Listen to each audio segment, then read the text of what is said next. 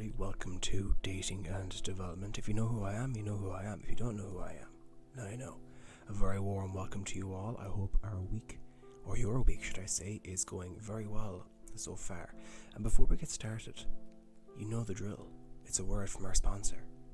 Hey, ain't nothing like a good Mountain Dew. Hey!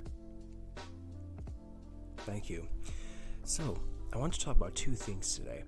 Keeping dates cheap. Interesting, I know. At least not to mention rejection. Something all men go through. A lot more than women that I have found.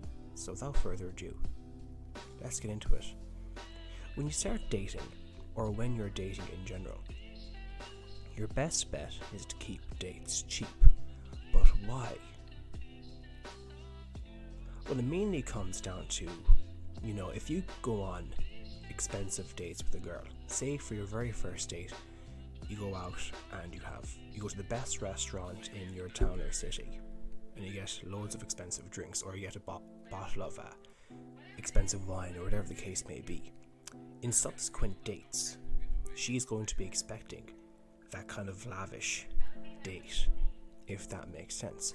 Furthermore, bear with me, that when you go on these expensive dates, she'll put you into a provider category, because you're trying to impress her with your money. You're trying to impress her with how much you have, that, oh, look at me, I have money, you should like me. Now the thing is, you should not try to win a woman over, or you should not go out on dates with the intention of using your money as a catch for you to use that to your advantage. Having money is all well and good, but at the end of the day, it's going to be your charisma, personality and charm that will kind of be your best bet when it comes to attracting a woman, because she knows you have money. She wants to stick around for that moolah. And then also keeping dates cheap. If the date is not going well, you're not vibing, there's no flow to conversation, or there's no general chemistry there, you can call it quits easily. So that's why I always advocate on dates to go out for drinks and find somewhere that has good drink promotions. So say, for example, if you're in America, you can get two cocktails at the price of one for like $5. Same in Ireland.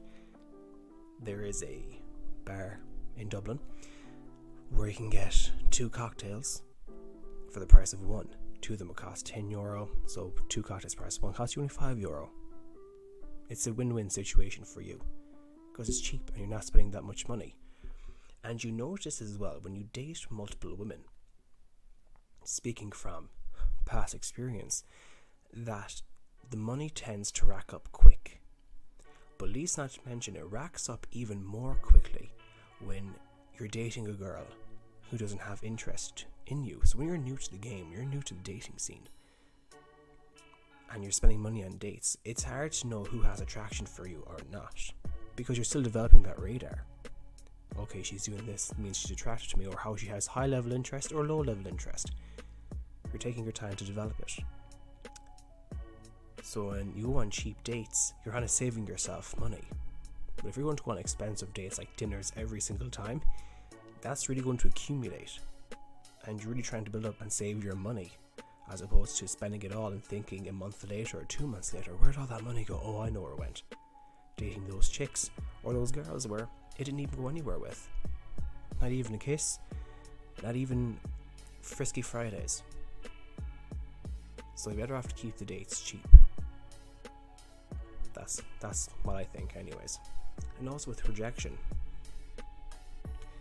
men experience rejection a whole lot more than women when it comes to the dating world, because with women, they have their pick of the litter. It's like walking into an M&M store and getting to try every single type of M&M, get to sample it all. I might want an older guy, a younger guy, a guy like this, a guy like that. And women have men at the drop of the hat, as opposed to men, where we can have to jump through hoops when it comes to dating in order to secure a woman, so to speak, or even to date someone in the long term, or even in the short term, or date multiple women in the long term or the short term. There's hoops you have to jump through. You have to be like this. We have to do this. We have to do that. Oh, you have to earn this much. Oh, you have to work as this. Oh, are you 6 foot? Oh, do you have muscle? Are you skinny? Like, what's the story? Because I've noticed that women have like this criteria for men to fit, while men, when it comes to women, it's not necessarily the same case. We don't want much. But sometimes when it comes to women, it's like this Excel spreadsheet.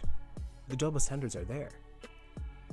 And man, we experience rejection a lot, whether it comes to dating or even when it comes to life and job prospects.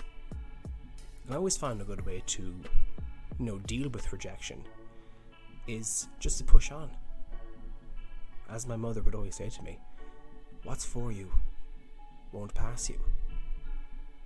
And I always tend to remember that. If a girl says to me, no, do I want to get with you, you ugly son of a gun?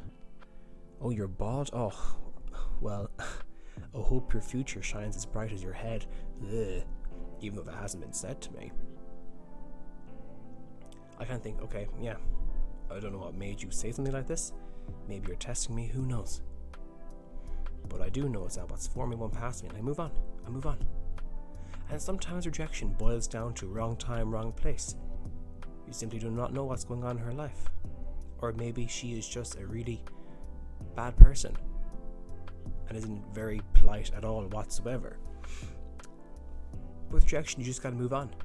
You've got to move on. You're going to get through the no's until you get to the yeses. Yes, it is a numbers game, but it'll get to a stage then where as I mentioned in, you're going on cheap dates and that, or keeping your dates cheap, should I say, is that when you develop your radar of women who have high interest and low interest in you, it lessens the curve for rejection. However, there could be a woman who has this really high level of interest in you, and then 2-3 days later, after a date or something, she says, oh, I'm not interested anymore. And you think, oh, what? What's going on? What you talking about? She had a high level of interest in me, but now it's gone. Absolutely gone. So where'd it go? And the thing is that maybe her ex-boyfriend has come back into her life, or maybe she's just in a difficult period of her life, or she's just feeling raw emotionally over something that's happened. It does happen. It happened to me before. It can happen to anyone. When it comes to rejection, you just gotta move on. You're going to hit rejection a lot of the time, but you have 2 choices when it comes to rejection. You either wallow in pity and join the I feel sorry for myself club, or you keep moving on. You keep your head held up high, and you just keep pushing forward. Endure and survive. Just keep going, because what's for you won't pass you. Get to the no's. You have to get through the no's before the yeses, and then you develop your radar in attraction, and you know who's going to be interested in you or not. And that's my take. So men, don't fear rejection. When it comes to dating, yes, we do have it harder. A lot more harder than women who have the pick, especially in their early 20s.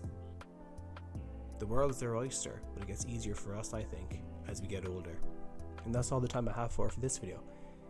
Please like, comment, subscribe and share. That's the first time I said that in ages. But anyways, take care, God bless, stay safe, and look after one another. Until then.